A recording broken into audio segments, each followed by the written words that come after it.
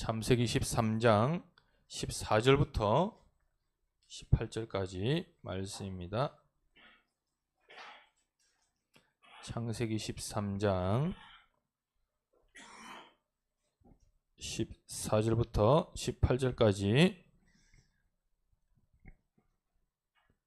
다 찾으신 줄로 알고 한 목소리로 우리 씩씩하게 합독을 하도록 하겠습니다. 시작. 롯이 아브라함을 떠난 후에 여호와께서 아브라함에게 이르시되 너는 눈을 들어 너 있는 곳에서 북쪽과 남쪽 그리고 동쪽과 서쪽을 바라보라. 보이는 땅을 내가 너와 내 자손에게 주리니 영원히 이르리라. 내가 내 자손의 땅에 티끌 같게 하리니 사람이 땅의 티끌을 능히 셀 수 있을진데 내 자손도 세리라. 너는 일어나 그 땅을 종과 횡으로 두루 다녀보라. 내가 그것을 내게 주리라. 이에 아브라함이 장막을 옮겨 헤브론에 있는 마므레 상수의 수풀에 이르러 거주하며 거기서 여호와를 위하여 제단을 쌓았더라. 아멘. 목사님 소개하겠습니다. 우리 이웃에 있는 우리 협력하는 동역하는 교회가 되겠습니다. 우리 새노래교회 김정희 목사님인데 정말 이 선교 쪽에 특히 미전도 종족 선교와 아무도 가지 않는 또 아무도 어떤 면에 관심을 받게 있는 그런 모슬렘권에 정말 이렇게 뜻을 두시고 진짜 선교하시는 그런 교회고 또 목사님이시고 또 이렇게 아이들을 너무 사랑해서 또 청소년 운동에 앞장서고 계십니다. 우리 김정희 목사님 나오셔서 오늘 말씀 제목이 믿음으로 취하는 하늘 비전. 굉장히 제목이 굉장히 큽니다. 여러분 믿음으로 취하는 하늘 비전이라는 말씀으로 말씀 전해 주실 때에 우리 언약을 탁 잡고 우리 교회에 또 정말로 하나님 주시는 그런 말씀으로 붙잡았으면 좋겠습니다. 우리 박수로 목사님 환영하겠습니다.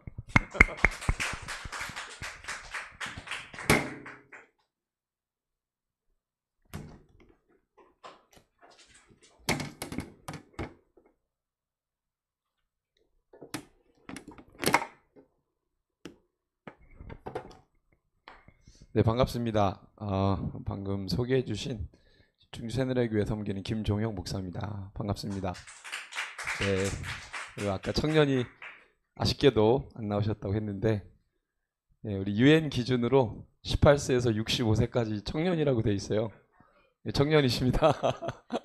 청년 다 5명 되네요. 예비 청년도 있고 하나님께서 예수님 밑으로 다 청년입니다. 사실은 그렇죠. 나이가 65세가 넘어도 예수님 밑으로 다 들어가기 때문에 예수님 밑으로 다 청년인 줄로 믿습니다. 그래서 청년의 영성으로 우리가 마지막 시대를 살아가야 될 줄로 믿습니다. 제가 연합예배라고 하셨는데 코로나 이후로 연합예배 처음인 것 같아요. 저희 코로나 전에는 거의 연합예배를 매달 드렸거든요.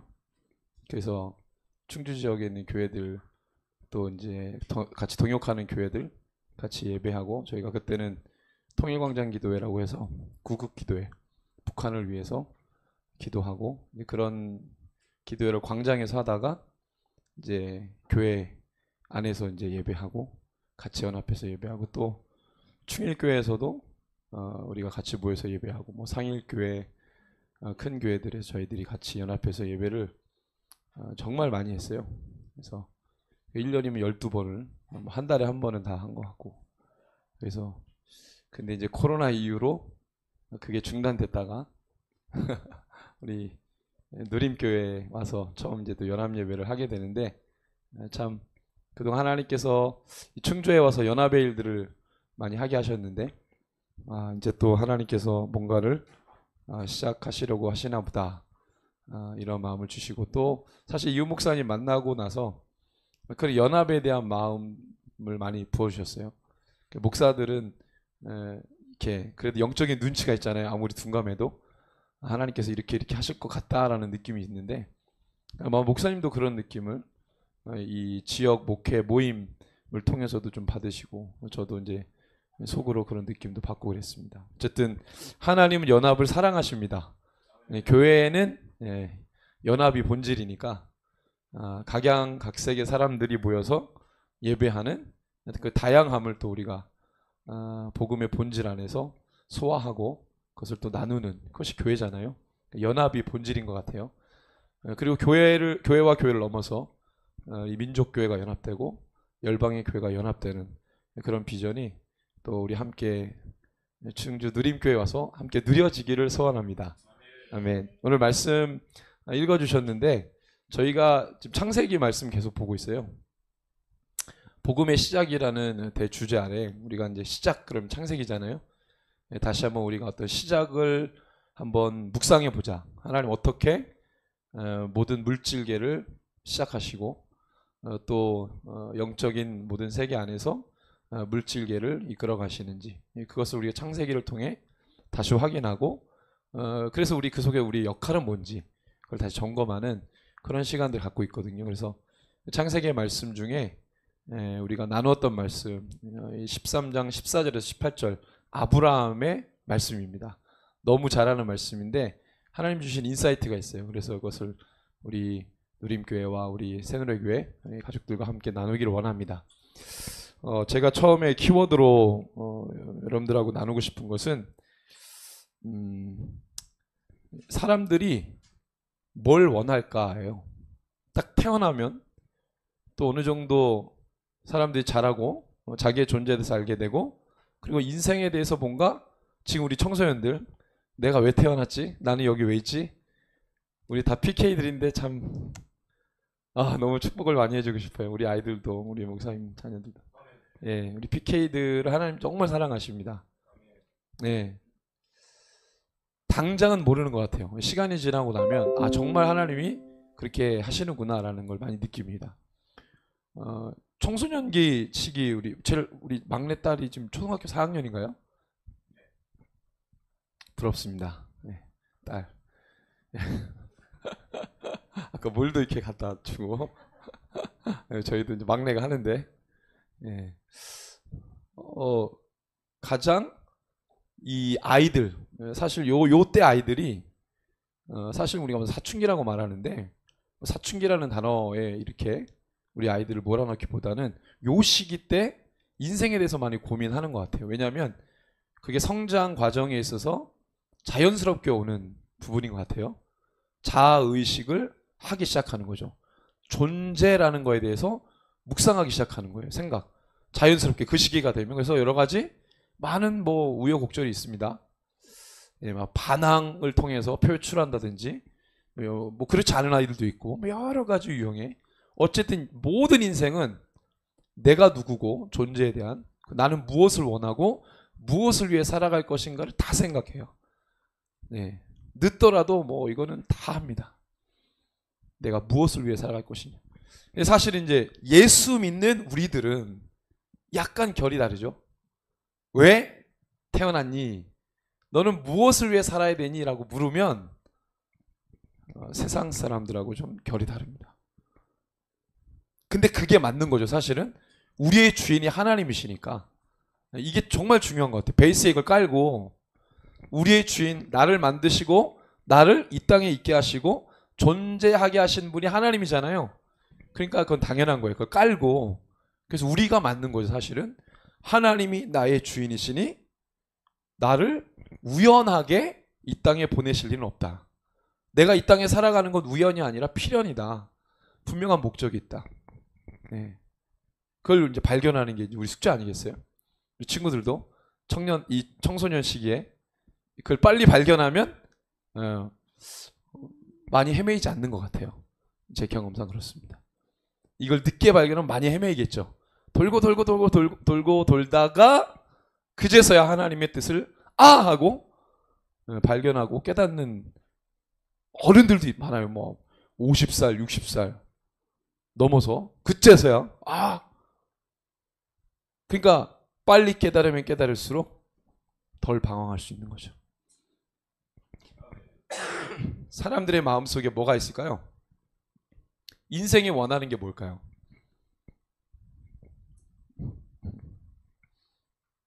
인생이 원하는 거.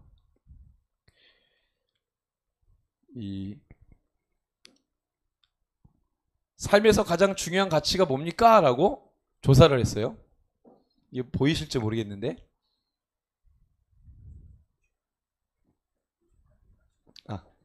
되네. 다 나옵니까?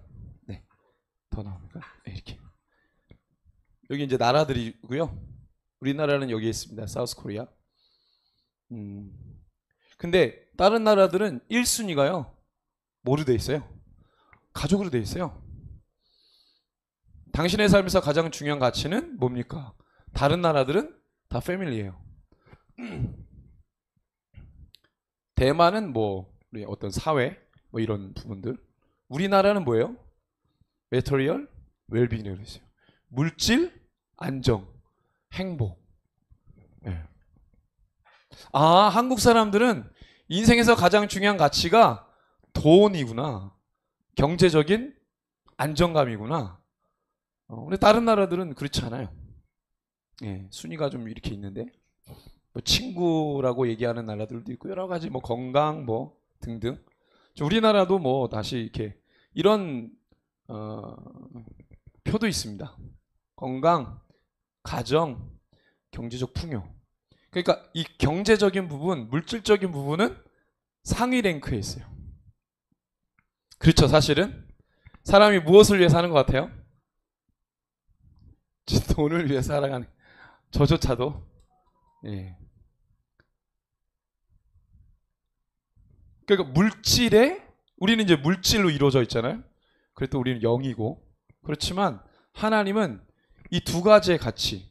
하나님도 영이고 천사도 영인데 하나님이 천사도 만들었잖아요. 천사도 피조물 아닙니까? 근데 같은 피조물인데 우리는 영과 뭘로 돼 있어요? 육으로 돼 있어요. 변종입니다. 하나님 만든 것들 중에 변종이에요. 천사 하나님 만들었는데 영이에요. 그 동물들은 뭐예요? 네, 육이죠. 사람만 영과 육의 혼합체예요. 희한한 거예요.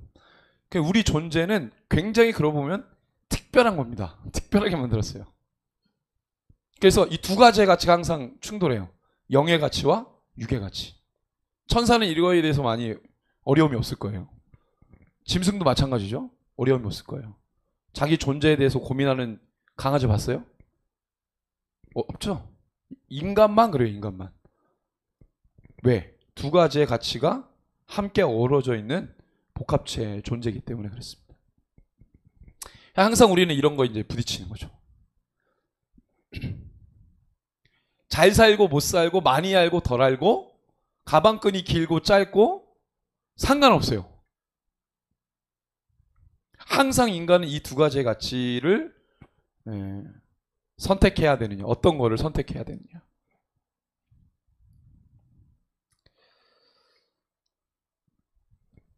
(2022년도) 초중고 학생 희망 직업에 보면은요 이렇게 나오잖아요. 이제 운동선수 2022년도입니다. 중학생은 교사, 고등학생 교사. 이거 쭉 좀 살펴보면은 안정이 중요해요. 안정. 초등학교 때는 뭘 모르니까 운동선수 할래요 이랬는데 이제 중학교, 고등학교 가면 아니 이게 그게 아니구나 하면서 안정이 중요하구나 뭐 이러고 하면서 교사. 우리 사모님도 교사 하시잖아요. 교사, 의사. 옛날에는 저 초등학교 다닐 때도 아마 목사님 때도 사모님도 저랑 우리 사모랑 똑같은 나이로 알고 있거든요. 너 초등학교 때 너 앞으로 뭐 될래? 그러면 대통령은 한 반에 한 두세 명 있었어요. 대통령. 없어요. 요즘엔 대통령 뭐 장군 뭐 없어요. 없어요. 그러니까 왜 이렇게 직업군을 보면 희망하는 직업군을 보면 돈을 안정되게 벌 수 있느냐 많이 벌 수 있느냐 유명세를 타면서 돈을 벌 수 있느냐 그렇지 않아요. 왜냐하면 스포츠 선수들 스타 플레이어 되게 많잖아요. 돈도 벌면서 얼마나 벌어요? 유명세 돈이죠. 돈.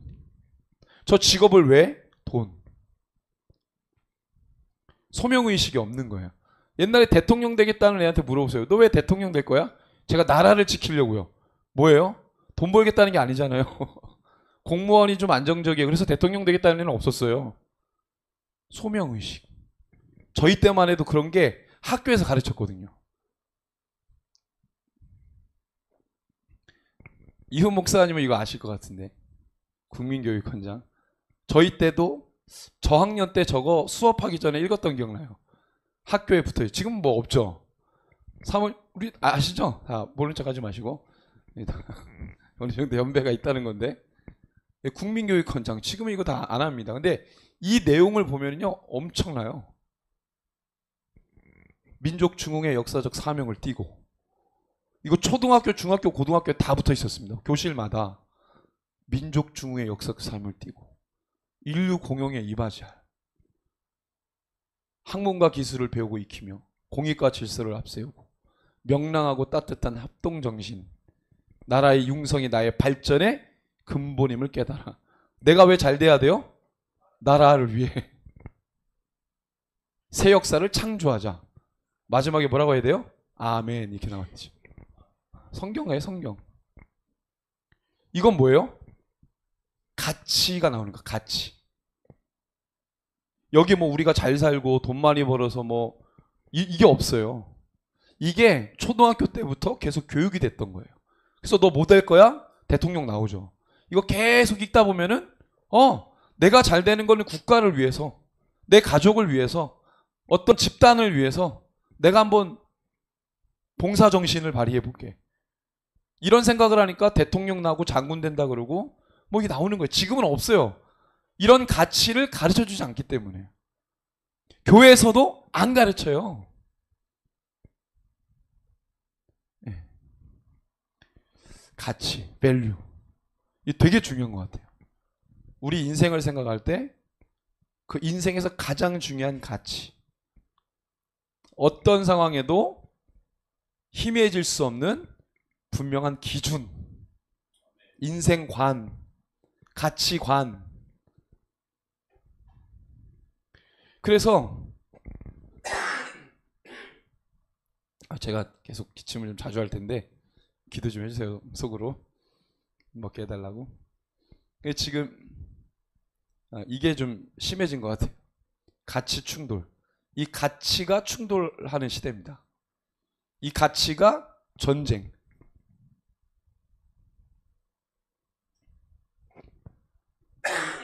우리가 그걸 깨달아야 될 것 같아요. 우리에게 지켜야 될 가치가 있다.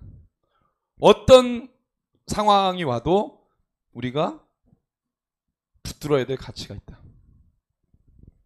성경에 우리가 잘 아는 말씀이죠.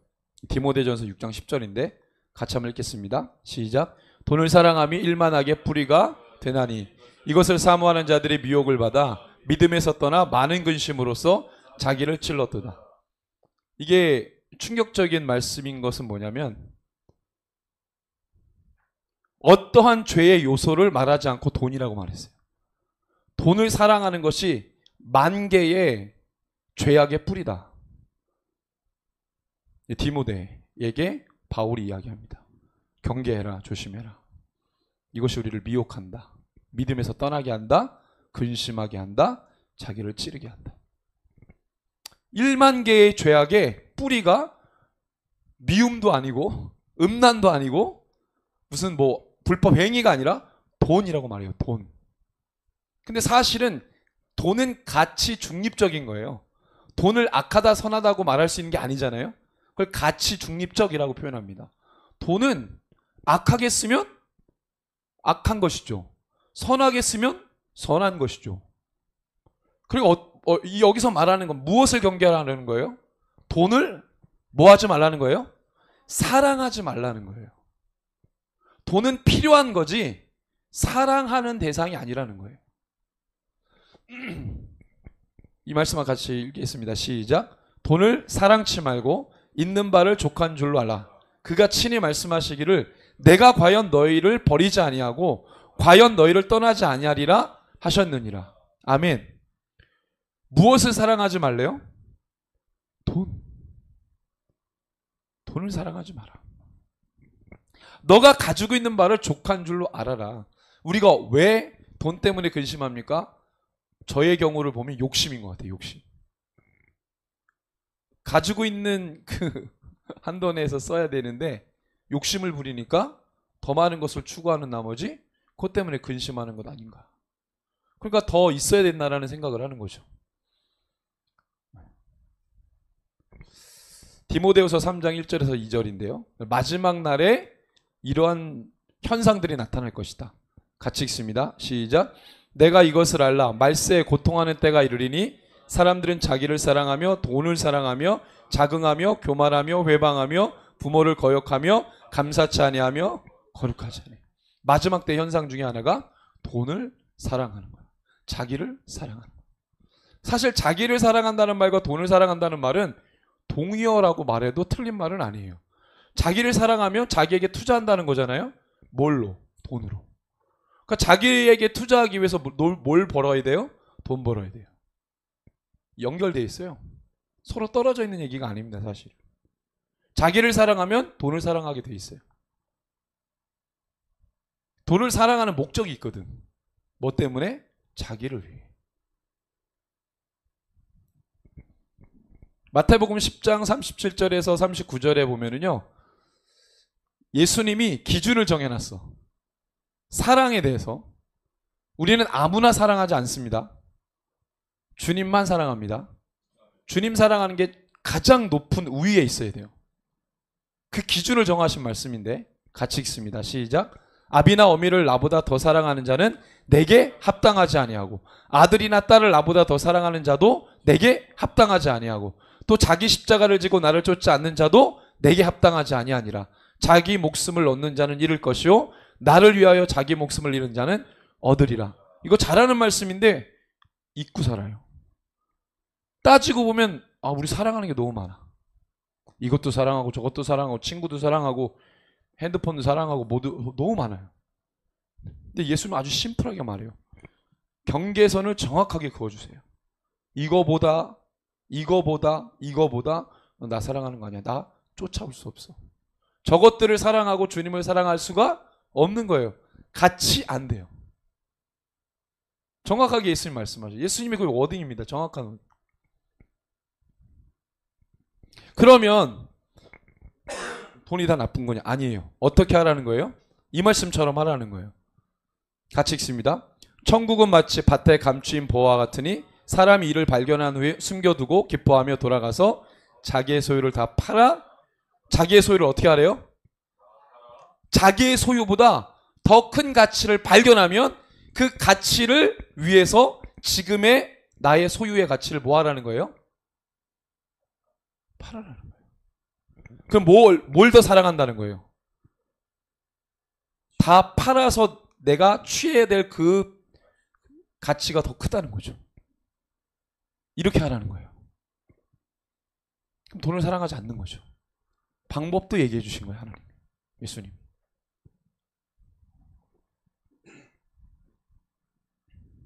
삭개오에게 주님이 삭개오가 예수님에게 말씀하세요. 같이 읽습니다. 삭개오가 서서 주께 여짜오되 주여 보시옵소서 내 소유의 절반을 가난한 자들에게 주겠사오며 만일 누구의 것을 속여 빼앗는 일이 있으면 내 갑절이나. 삭개오는 누구예요? 세리장입니다. 세리들 중에 보스입니다. 그 당시에 세리는 죄인 취급받았어요. 유대인들이 로마의 압제에서 숨을 못 쉬고 살았는데 그 유대인들에게 세금을 악착같이 걷어서 일정 부분은 로마에 내고 나머지는 본인이 착복하는 시스템. 네. 필요하면 군인들도 불러가지고 때려가면서 집에 있는 거 싹 다 긁어 가져가는. 극악무도하죠. 삭개오는 이방인이 아닙니다. 유대인이에요. 유대인 삭개오가 같은 유대인의 어떻게 해요? 죽일 놈이죠. 그런데 세리장이네 또 못 쓴 거예요. 얼마나 사람들이 싫어했겠어요. 저 사람 가면 다 피합니다. 근데 예수님이 삭개오의 이름도 알고 그 집에 가겠다고 했어요. 삭개오의 예수님 만나기 전의 인생은 자기 삶이 공허한다 하더라도 물질을 위해 살았습니다. 자기를 위해 산 사람이에요. 그게 가장 중요한 가치였어요. 그 사람이. 그 사람의 직업이 그 사람의 삶을 말해줬어요. 아, 저 사람은 저게 중요한 삶이구나. 근데 예수님을 만나고 예수님 말씀을 듣다가 이 사람이 뒤집어지고 급기야 그 예수님을 자기 집으로 초대해 대화 중에 또 한 번 뒤집어집니다. 그때 삭개오가 뭐라고 말해요? 내 소유의 절반을 가난한 자. 이게 뭐예요? 그동안에 내가 중요하다고 말한 가치를, 더 큰 가치를 발견하니까 버리겠다는 거 아니에요. 그럼 뭘 사랑하는 거예요? 물질 사랑하는 거 아니죠. 예수님 주신 방법이에요. 부자 청년 얘기가 나옵니다. 마가복음 10장에 보면은 부자 청년. 이건 해피엔딩은 아닌데 같이 한번 읽어보죠. 시작. 예수께서 그를 보시고 사랑하사 이르시되 너에게 아직도 한 가지 부족한 것이 있으니 가서 너에게 있는 것을 다 팔아 가난한 자들에게 주라. 그리하면 하늘에서 노포화가 내게 있으리라. 그리고 와서 나를 따르라 하시니. 부자 청년은 아시는 대로 우리가 정말 선망의 대상이죠. 신앙 좋고 돈 많고 유명세 있고, 그죠? 집안 빵빵하고. 근데 신앙도 좋아. 최고 아닙니까? 근데 이런 청년이 와가지고 또 예수님에게 질문도 하네. 질문하는 사람 얼마나, 우리 목회하다 보면은요, 모르는 대로 사는 사람보다는 모르는데 질문하는 사람을 더 이뻐합니다. 목사님들은. 목사님 이거 어떻게 해요? 이게 뭐예요? 막 이렇게 질문해줘야 돼요. 아는 척 하면서 있으면 그게 되게 꼴불견이에요. 근데 이 부자 청년은 본인의 신앙도 있어요. 괜찮아. 와서 예수님께 질문해. 예수님이 너 뭐 율법에 있는 거 다 지켰냐? 아, 영생을 어떻게 얻을 수 있냐라고 물었는데 너 율법에 있는 거 다 지켰냐? 그랬더니 뭐라 그래요? 다 지켰습니다. 어렸을 때 다 지켰어요. 그때 예수님이 뭐라 그래요? 너에게 있는 것을 다 팔아서 가난한 자들에 주고 나를 따르라. 마지막 결론은 뭡니까? 근심하며 돌아갑니다. 이 청년은 예수님에게 그 말을 들었지만 뭐예요? 가치가 두 개가 충돌이 된 거죠. 이 친구는 한 번도 두 가지의 가치를 충돌시킨 적이 없어요. 교묘하게 피해 다녔죠. 신앙과 물질. 둘 중에 어느 게 더 중요하겠어라고 물어보면 그냥 그 자리를 피해버리는, 뱀같이 신앙생활 하다가 예수님 앞에서 뽀록난 거예요. 그리고 근심하며 돌아갑니다. 앞에 삭개오도 버리겠다 그랬어요. 중요한 가치를 발견한 그는 자기의 소유를 다 팔아 그 밭을 샀습니다. 이 부자 청년은 못한 거예요. 못할 수도 있어요. 다 하는 건 아니에요. 사랑하는 것은 마음을 주는 거기 때문에 돈을 사랑하면 돈에게 뭘 준 거예요? 마음을 준 겁니다. 하나님은 그 사랑하는 것을 경계합니다. 사랑하는 건 하나님을 사랑하고 그 사랑이 하나님의 방법과 기준에 의해서 합법적으로 흘러가는 사랑의 흐름은 하나님이 오케이. 근데 그게 물질이나 하나님보다 더 사랑하는 마음이라면 하나님 그걸 경계하시죠. 물질을 사랑하면 그게 우상숭배가 되는 거기 때문에. 하나님보다 더 사랑하면 그게 우상숭배가 되는 거기 때문에.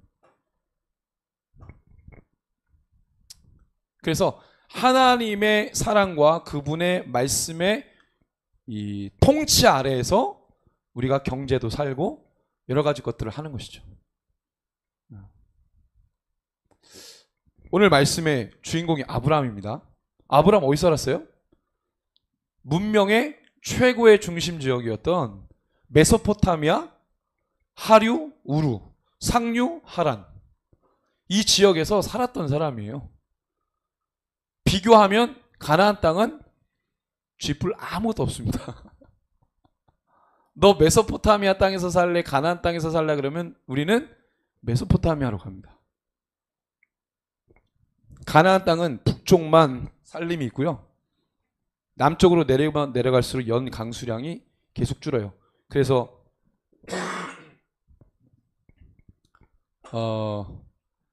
연 200mm 부엘세바 밑으로 내려가면 그러면 1년에 20cm 비 온다는 건데 사람 못 삽니다. 가축이 살 수가 없어요. 그런 척박한 땅에 누가 가서 살겠어요? 아브라함이 정착했던 헤브론 땅은 고지대입니다. 거의 900고지거든요. 가나안 땅에서 제일 높아요. 이 예루살렘이 한 800고지 되고 나무도 별로 없어요. 푸르르지 않습니다. 가보시면은 어떻게 살았어요 여기?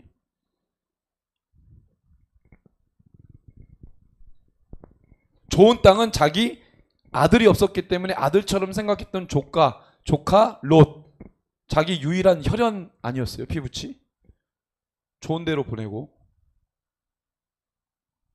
본인은 우두커니 그 자리에 서서 있을 때 하나님이 오늘 말씀 주신 겁니다.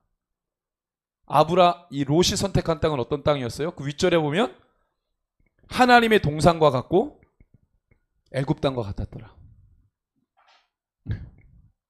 하나님의 동산, 에덴 동산 말합니다. 그 소알 지역이 물이 풍부해서 사람 살기 너무 좋았다는 거예요. 근데 이 싹수가 없는 롯이 좋은 땅, 그래도 작은 아버님이 그 땅에 사시고 저는 뭐 이렇게 말할 줄 알았는데 너가 좌하면 내가 우하고 너가 우하면 내가 좌하겠다 말했더니 손살같이 그 땅을 택하네. 그죠? 눈치 진짜 없는 거, 사회성이 없는 거죠. 그럼 가버리는 거예요. 아브라함이 등 돌아서 가는 자기 소유물을 다 데리고 가는 그 마지막 피부치 자기 아들 삼았던 롯을 떠나보내고 아브라함의 심정이 어떻겠어요? 자기 후사가 없는데. 고대 시대 때 후사가 없으면 저주받은 거예요. 다른 건 필요 없어요. 후사가 없으면 그 집은 저주받은 가문입니다. 근데 롯을 그렇게 보내요. 그리고 혼자 있을 때 하나님이 아브라함에게 오늘 주신 말씀입니다. 우두커니 좋은 땅 버리고 왔는데 오자마자 가나안 땅은 기근이 들어서 애굽에 갔다가 죽을 뻔하고 돌아와서 그런 우여곡절 끝에 롯은 또 떠나버리고 아브라함은 혼자 있습니다. 땅이라도 좋으면 몰라. 되게 척박합니다. 근데 아브라함이 그 땅에 와서 객으로 와가지고 나그네로 와서 자기 땅, 확실한 자기 땅도 없이 어디로 갈지 몰라 할 때 하나님이 엄청 뻥을 치는 거죠. 뭐라고? 너가 보는 모든 것을 주겠다. 자, 오늘 예배 끝나고 밤이니까 안 보이겠구나. 옥상 올라가서 보면은 내가 보이는 땅을 다 주겠다 그러면 되게 현실적이지 않아요. 어느 동에 땅 500평이 있다. 또는 어느 지역에 가면은 내가 10,000평을 주겠다. 정확하게 얘기해 주셔야지. 보는 모든 것을 주겠다. 직접적으로 와닿지 않은 하나님의 약속이에요. 아브라함이 그런 뜬구름 잡는 말씀 붙들고 좋은 땅 메소포타미아에서 가나안 땅으로 온 거예요. 저는 이렇게 바보 같은 사람이 있을까? 누가 이렇게 할까? 그래서 그 척박한 땅에 와가지고 아브라함 처음에 한 건 예배밖에 없어요. 우리 같으면 어떻게 합니까? 그 좋지 않은 땅에 왔으면 좋은 땅으로 만드는 여러 가지 행위들이 있었을 거예요. 지금식으로 말하면은 내가 살 수 있도록 거주할 수 있도록 편리한 시설들을 갖추는 인프라를 구축하겠어요. 인맥을 쌓든지 뭘 하든지. 아브라함은 그걸 안 해요. 할 수가 없죠. 아무것도 없으니까. 그렇다고 아브라함이 가나안 땅에 도시로 들어가지도 않았어요. 길가에 광야 같은 곳에 텐트 치고 살았습니다. 우리가 생각하는 삶의 스타일하고 너무 안 맞아요. 그럼 우리는 이런 아브라함을 보면서 무슨 생각을 할까요? 아브라함에게 주신 하나님의 약속만 기억해요. 내가 너에게 복을 주겠다. 와, 복 준대 아브라함에게. 현실은 아무것도 없어요. 비전이라는 단어는 라틴어 비데오에서 왔어요. 비데오. 이 뜻이 원래 뭐냐면 보다라는 거거든요. 보다. 비전은 사실 정확한 뜻은 그냥 본다는 거예요. 근데 라틴어 비데오는 두 가지 의미가 있어요. 내 육신의 눈으로 보이는 것. 보다. 그리고 내 육신의 눈으로 보이진 않지만 내적으로 어떤 큰 가치와 의미를 지닌 것을 본다. 두 가지 의미가 있거든요. 지금 하나님이 아브라함에게 어떤 의미의 땅을 보여주신다는 거예요? 지금은 보이지 않지만, 너가 지금은 볼 수 없지만 하나님이 너가 감당할 수도 없는, 상상할 수도 없는 어마어마한 가치를 너에게 보여주겠다는 거예요. 현실 감각 없는 아브라함은 이걸 믿을 수는 없었지만 하나님이 말씀하시니까 그냥 취한 거죠. 비전은 그런 거라는 거예요. 나하고 지금 관계가 없어. 그 말이 뭔가 막 내 것으로 취하기가 너무 부담스러워. 손에 만져지는 게 없어. 근데 하나님 말씀하셨기 때문에 반드시 이룰 건데 지금 나의 눈에는 보이는 게 없어요. 손에 만져지는 것도 없어요. 내가 그 말을 신뢰하는 가장 중요한 동기가 있다면 하나님이 말씀하셨다는 거예요. 그러니까 그건 반드시 이루어질 거다. 어떠한 작동에 의해서 이루어질지 모르겠지만, 어떤 과정을 통해 이루어질지는 모르겠지만 하나님 반드시 그를 이루실 거라는 거예요. 그 아브라함은 믿은 것 같아요, 그 말을. 이게 하나님을 믿는 성민의 살아가는 삶의 스타일이라고 생각합니다. 우리는 자꾸 보이지 않는, 보이려고 보는 것을 막 찾아가잖아요. 막 움켜쥐는 것, 내 손에 붙잡히는 것. 비전은 그런 게 아닌데도. 비전이라고 말하면 우리 청소년들은 헷갈려 합니다. 잡인 줄 알아요, 비전이. 너 비전이 뭐야? 그러면 의사 될래요. 이렇게 얘기해요. 비전을 잡으로 이해한다면. 그게 아닌데.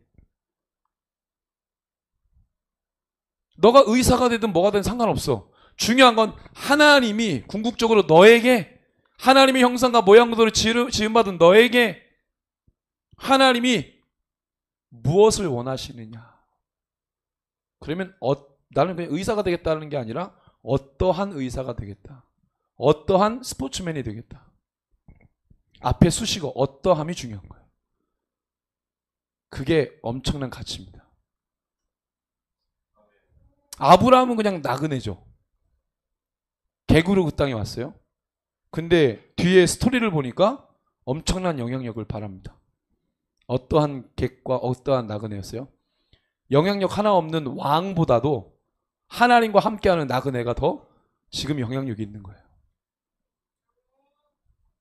그래서 우리 여기 있는 우리 청소년들과 청년들 5분, 청소년들 4명.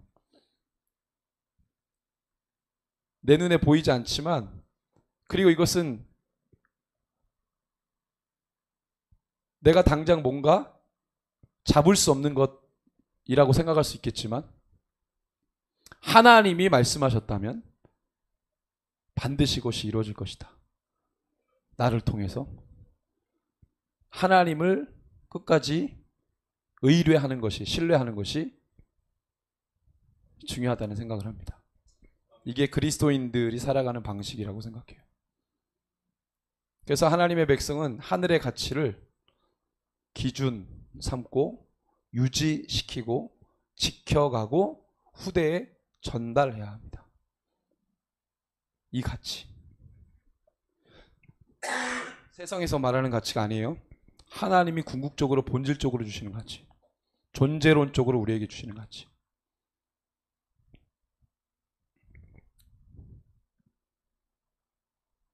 그래서 이것은 교회의 사명이고 그리스도인의 인생관이 되어야 합니다. 사람마다 성향마다 다르게 받아들이고 말고할 게 아니라 모든 그리스도인은 이 인생관을 갖춰야 되는 것이죠. 이거보다 다른 게 우선할 수는 없는 거예요. 이게 바로 우리에게 중요한 것이라는 생각을 합니다.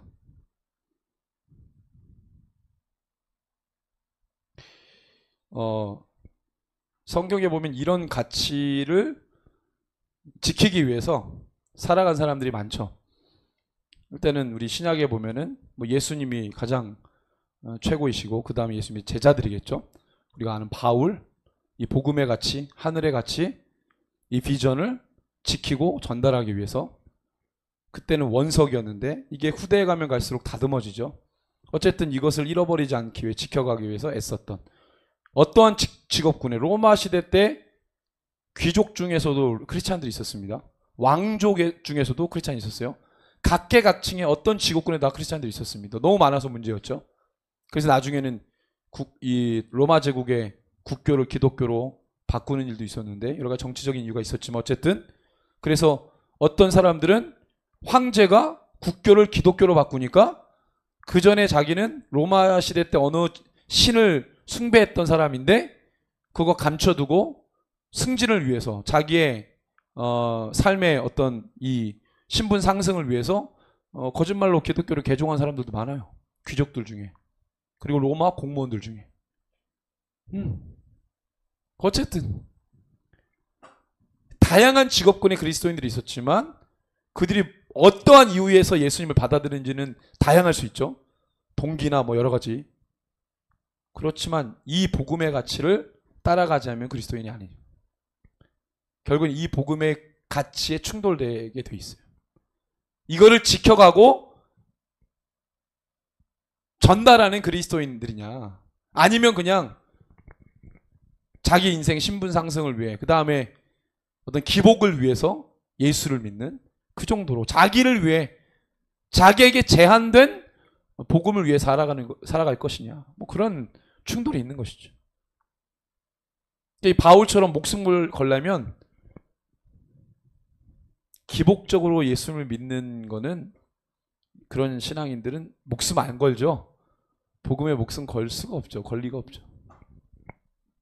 근데 이제 중세 시대 때 이 복음을 지키려고 했던 그때는 서슬프런 이 교황의 권위가 황제보다 위에 있을 때 가톨릭 시대 때죠. 중세 가톨릭 시대 때 교회의 권위가 국가 왕보다도 높을 때 그때 당시에 성경은 무조건 라틴어로 된 성경으로만 보게 했어요. 그 일반 백성들은 성경 모릅니다. 지금 무슬림권의 사람들이 이 무슬림들이 꾸란을 자기 나라 언어로 못 듣잖아요. 아랍어로 되어 있는 꾸란을 중앙아시아에 있는 나라 투르크 언어를 쓰는 이 무슬림들이 꾸란을 볼 수가 없어요. 아랍어로 되어 있으니까. 중세 시대 때 마찬가지예요.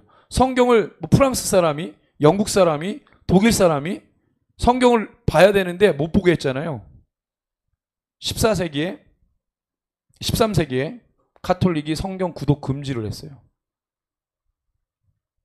그래서 사제들만 성경을 보게 했고 평민들은 성경을 못 보게 했습니다. 라틴어로만 돼 있고 라틴어로 얘기해.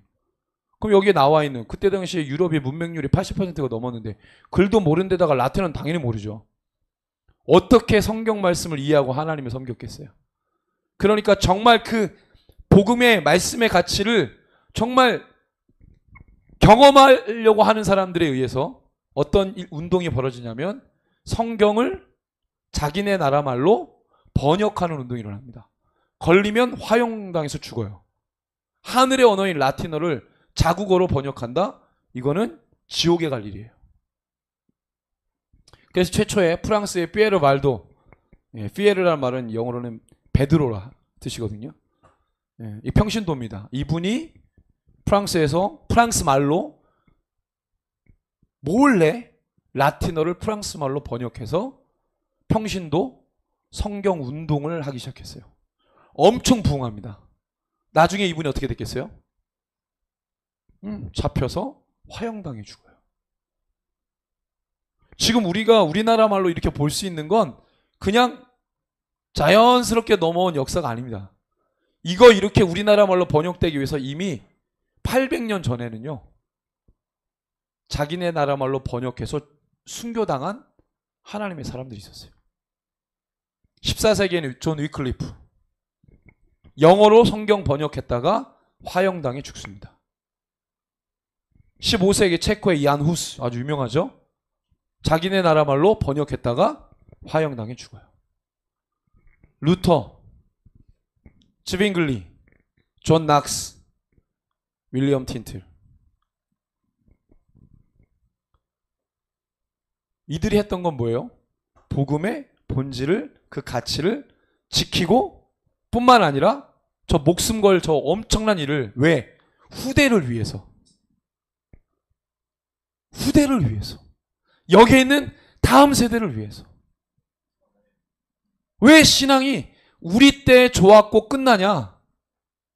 얘네들은 다 죽어가는데 후대를 위해서 저들이 생명 걸고 성경을 자기네 나라 말로 번역하다가 순교당한 거예요. 루터와 츠빙글리 이 두 분, 존 칼빈 다 종교개혁, 신앙개혁, 교회개혁. 근데 루터가 그때 교황 보고 뭐라 그랬습니까? 저는 적그리스도다 그랬어요. 교황 보고 적그리스도다. 하나님의 말씀 위에 어떻게 있냐? 말도 안 된다.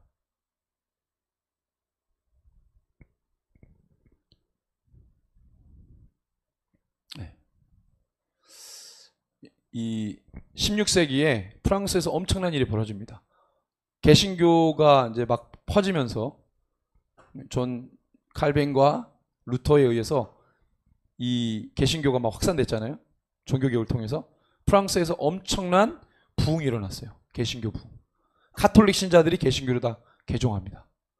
엄청난 놀라운 부흥. 근데 구교도라고 하는 천주교도들이 대낮에 프랑스 개신교도들을 죽이기 시작합니다. 벌건 대낮에 칼 들고 푹푹 찌르는 거예요. 죽이는 거예요. 위그노 대학살이 일어나요. 어린아이도 죽이고 다 죽입니다. 살아남은 몇몇들이 스위스로 도망가고 어디로 도망가고, 그래도 자기의 신앙을 꺾지 않아요. 저때 16살 먹은 소녀가 잡히고 그 대학살 중에 몇몇이 살아남은 자들이 잡혀서 감옥에 들어가요. 모진 고문을 당하죠. 좁은 감방 안에서, 감옥 안에서 사계절을 보면서 30여 년을 보냅니다. 그리고 감옥에서 죽었어요. 그 감옥에 뭐라고 쓰여 있냐면, 긁어가지고 해놨는데 인내라는 단어를 쓴 거예요. 인내. 하나님이 그들을 버린 것 같잖아요. 감옥에서 빼내줘야 되는데 30년 동안 빼내오지도 않았고 거기서 죽었어요. 그래도 그들의 신앙을 꺾지 않았다는 거예요. 하나님이 안 계신 것 같고, 누가 보면 그러겠죠. 하나님이 도와줬어야지, 하나님이 빼줬어야지, 옥문을 부셔가지고 성경에 있는 사건처럼. 그런 일이 안 일어났어요. 그리고 그들은 인내라는 한 단어를 쓰고 감옥에서 죽습니다. 복음의 본질을 지키는 이 가치를 수호하는 일에는 우리가 그동안에 생각하지 않았던 인내 뭐 이런 것들 있잖아요. 우리는 늘 복, 좋은 것, 긍정 뭐 이런 것만 생각하지, 복음, 신앙, 믿음, 그러면 우리는 인내, 고통, 어려움, 위기 이런 것들을 잘 묵상 안 해요. 원래 교회 역사의 복음의 전지는 인내를 통해 속도를 냈습니다. 위그노들은 사실 예배에 목숨 건 개신교도들이었어요. 이들이 어디 가서 이제 마을을 만들면 제일 중앙에 교회를 짓습니다. 제일 먼저. 그리고 시장을 만들고 그 다음에 그 외곽에 자기 집들을 마지막에 만들어요. 공동체성을 굉장히 중요하게. 그 위그노들이 장인들이 많았어요. 전문가들, 전문인들, 기술 전문가들, 교육 전문가들, 여러 전문가들이.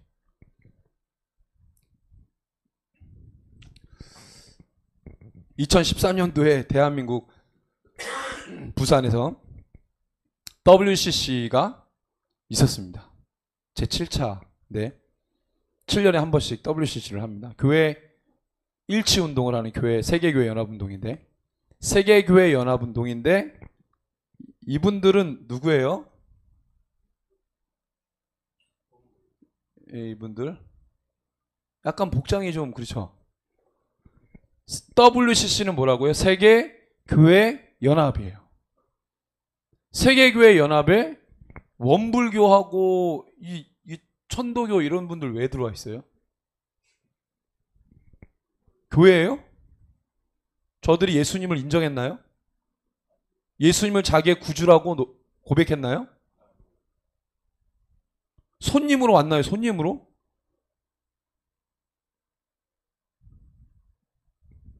이게 이제 우리가 잘 아는 어디 있어요? 이분 잘 아는 우리 통합 측.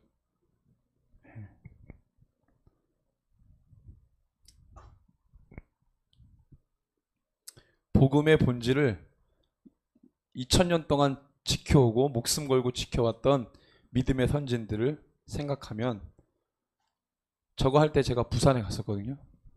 부산에서 반대 집회 하더라고. 백스코 옆에서 울면서 기도했던 때가 생각이 나네요.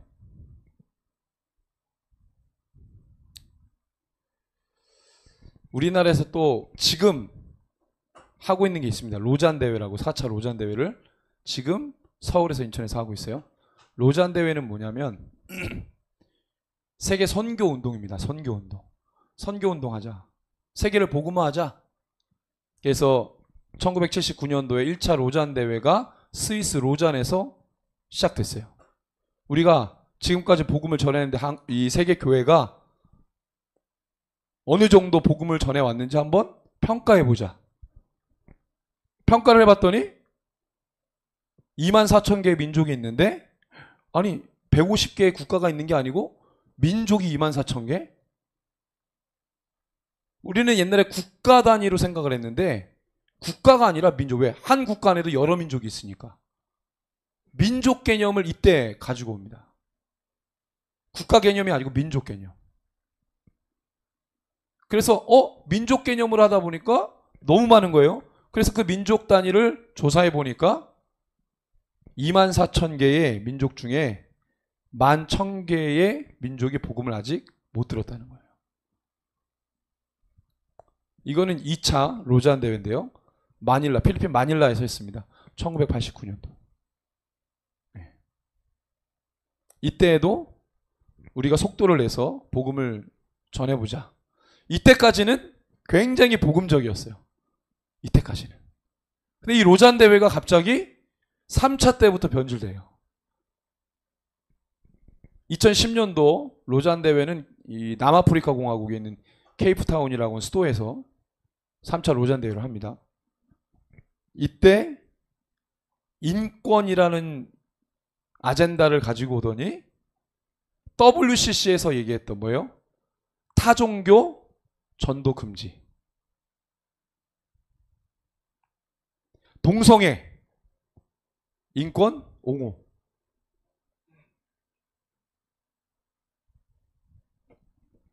제4차 로잔 대회가 이번 주 토요일까지 있는 거죠. 지금 하고 있습니다. 이거는 좀 WCC와 WEA 복음주의 연맹도 문제가 있어가지고 여러 가지 정치적인 문제 있습니다. 존 스토트는 사실 성공의 사제예요. 목사님이 아닙니다. 성공의 사제, 영국의 성공의 사제인데 되게 복음적인 분이라 우리가 이제 그분의 어떤 신앙의 흐름을 많이 이제 영향을 받죠. 1차 로잔대 이분이 관여를 많이 하셨어요. 복음적으로 2차 때. 3차 때 로잔대에서 로마 카톨릭과 정교회 WCC 등에서도 1천여 명이 참석하기 시작합니다. 왜? 갑자기 로잔 대회의 명성이 위태롭게 됐어요. 다분히 정치적이죠. 그래서 그 도움을 어디서 얻냐면 카톨릭에다 손을 벌립니다. 그래서 WCC와의 뭔가 연대를 시작하게 돼요. 그래서 그 사상적 흐름이 로잔 대회, 세계 선교를 하자라고 하는 예수님의 지상 명령을 수행하자고 하는 대명제 아래 진행되었던 로잔 대회, 선교 대회가 뭔가 혼합되기 시작하죠. 그 내용입니다. 내용이 많아가지고 넘어갈게요. 이번에 서울 선언 지금 하고 있는 내용들인데, 동성 성관계에 대한 기독교적 이해 부분에 대해서 이거 한번 좀 보고, 우리는 교회 안팎에서 많은 사람이 동성 간의 매력을 경험하며 어떤 사람들에게는 이것이 유의하거나 지배적인 매력이라는 것을 인지한다. 기독교인은 유혹에 저항하고 욕망과 행동 모두의 성적 거룩함을 유지한다는 성경의 주장은 동성애적 매력을 느끼는 사람들과 마찬가지로 이성애적 매력을 느끼는 사람에게도 동일하게 적용된다. 그러나 우리는 동성에게 매력을 느끼는 기독교인들이 무지와 편견으로 인해 많은 지역교회에서 도전에 직면하며 그 결과 기독교 공동체 내에서 차별과 불의를 겪어왔다는 사실을 인식하고. 동의하십니까?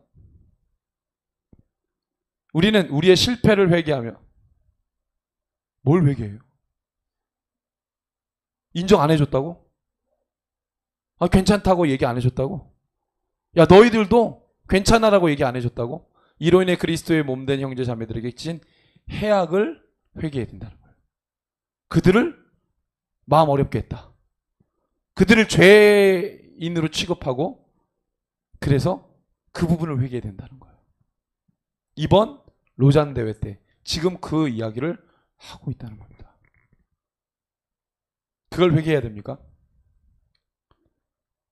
동성애자들에게 그 행위 자체가 죄라는 것을 이야기해 주는 것이 복음의 본질 아니겠어요? 정말 그 사람을 사랑하는 것 아니겠어요? 야, 너 괜찮아? 너 그거 인정해. 너의 성적 취향을 존중해 주겠어. 그건 너의 권리야. 너의 인권을 인정해 줄게. 그걸 못해서 내가 회개해야 돼. 난 사랑이 없나 봐. 내가 사랑이 없어가 예수님의 사랑 없어가지고 너를 자꾸만 죄인 취급해. 미안해. 라고 말해야 된다는 거예요. 로잔 대회가 이렇게 돼버렸습니다. 아까 얘기했던 중세시대 때 프랑스 위그노들, 여러 가지 또 경건주의, 독일 경건주의에 나왔던 공동체들이 있는데 그런 수많은 몇 안 되지만 소수지만 전체 그리스도인들 퍼센테이지에 목숨 걸고 지켰던 복음의 본질을 말세지말에 와서 교회 연합운동을 하고 선교 연합운동을 해야 되는 세계적 단체가 복음의 본질을 저해하는 비기독교적 사상을 가치를 가지고 와서 인권이 성경에서 인권을 부정합니까? 아니에요. 그 성경적 인권을 변질시키죠. 왜곡시켰죠. 우리 아이들한테 주입시키죠. 학교에서, 교회에서. 아이들이 판단을 못하는 거예요. 교회 다니는데 동성애들, 여자들 어떻게 옹호해주고 그들도 우리가 배려해주고 그래야 되는 거 아니냐고. 그들의 취향을 존중해줘야 되는 거 아니냐고. 고등학생들, 크리스찬 고등학생들 판단력이 없어가지고. 우리가 그렇게 말할 수 있는 근거가 뭐겠어요? 내 지식입니까? 아니잖아요. 성경이잖아요. 성경.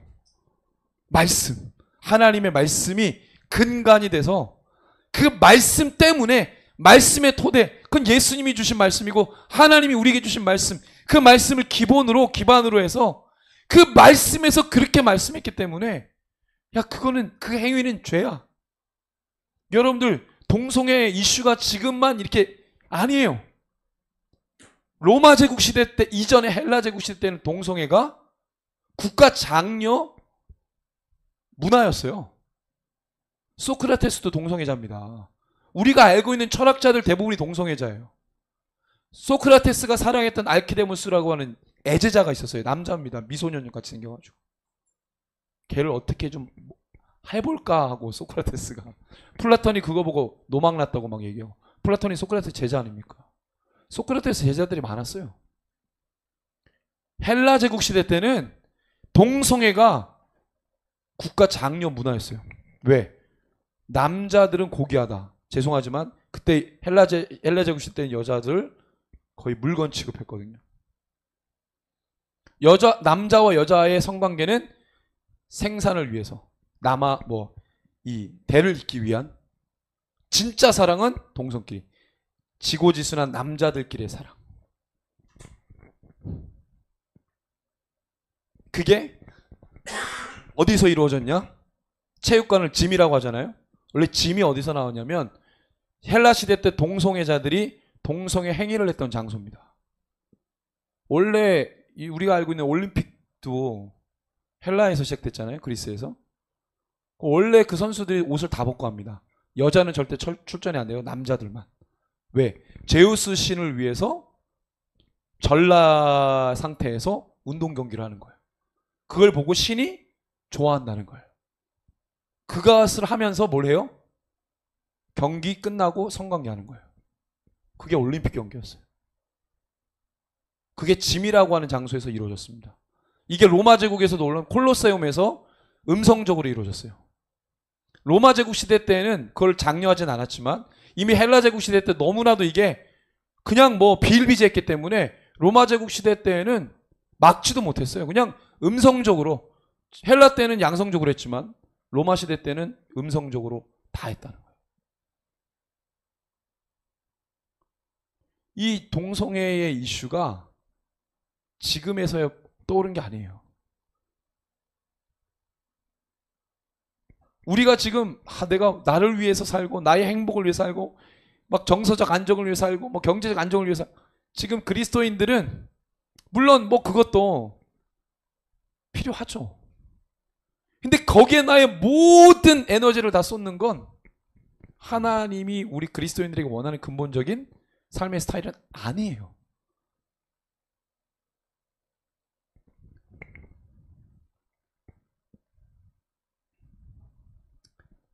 이 가치를 왜곡하는 이사야 5장 20절 말씀 같이 한번 읽어볼까요?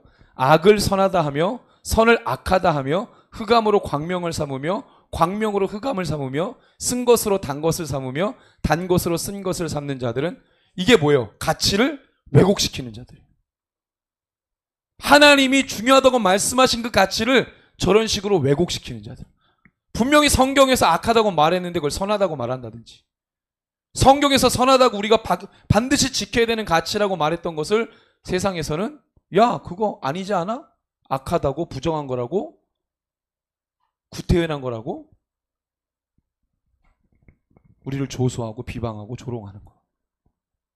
야 너만 예수 믿냐? 나도 예수 믿어. 너처럼은 안 믿어. 근데 왜 다른 사람들한테 불편함을 주고 그런 식으로 유별나게 왜 그래 너? 예수는 좀 유별나게 믿어야죠. 그럼 바울도 유별나게 예수 믿은 거예요. 뭐 그렇게까지 믿을 필요 있나? 왜 죽어? 건강하게 살아야지. 성경에 보십시오. 유별나게 예수 믿은 사람 기록뿐이지. 뭐 뜨뜨미지근하게 예수 믿은 사람 기록이 어디 있어요? 결론은 그거예요. 사실은. 아브라함이 바로 그겁니다. 아브라함 스토리에서 우리에게 주는 건 뭐냐면 하나님이 주신 비전이 있는데 그거는 세상 비전하고 비교할 수 없는 하늘 비전이고 복음의 가치고 이건 우리의 커리어나 실력으로 취하는 게 아닙니다. 이건 무슨 라이센스도 아니고요. 믿음으로 취하는 겁니다. 그것을 말씀하시고 보여주신 하나님에 대한 존재적 믿음을 가지고 취하는 것이 바로 하늘 비전입니다. 저 여러분들이 이 충주 땅에서 또 이 땅에서 또 우리 이 시대에 부름받은 그리스도인들입니다. 우리 무엇을 위해 살아야 하는지 그것이 우리 안에 분명히 서 있지 않으면 우린 굉장히 많이 갈팡질팡할 거예요. 끝까지 믿음의 선진들이 그렇게 해왔던 것처럼 우리가 어떤 자리에 있다 할지라도 우리가 그곳에서 그 자리에서 하나님이 모든 그리스도인들에게 주신 하나님 백성에게 주신 그 소명의식, 사명의식, 그 비전을 우리가 붙들고 끝까지 싸워나가는 그래서 승리하는 하나님의 사람 되기를 소원합니다. 우리 함께 마지막 찬양하고 우리 같이 기도했으면 좋겠습니다. 세상의 유혹시험이 악보가 있는데요. 같이 한번 찬양을 우리 이제 기도라고 생각하고 같이 한번 찬양하겠습니다.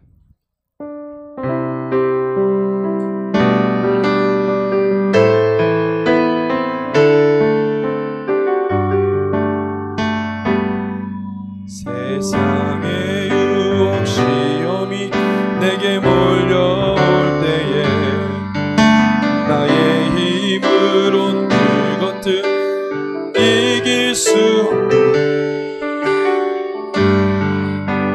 가운데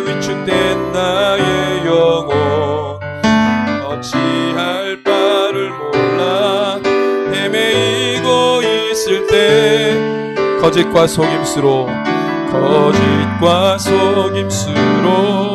가득 찬 세상에서 어디로 갈지 몰라 머뭇거리고 있네. 공중의 권세 잡은 자 지금도 우리들은 실패와 절망으로 넘어뜨리려 하네. 주를 찬양 손을 들고 찬양 전쟁은 나에게 속한 것 아니니 주를 찬양 손을 들고 찬양 전쟁은 하나님께 속한 것이니 주위를 둘러보면 아무도 없는 듯 믿음의 눈을 들면 보이는 분 계시네. 지금도 내 안에서 역사하고 계시네. 사망과 어둠의 권세 물리치신 예수님 주를 찬양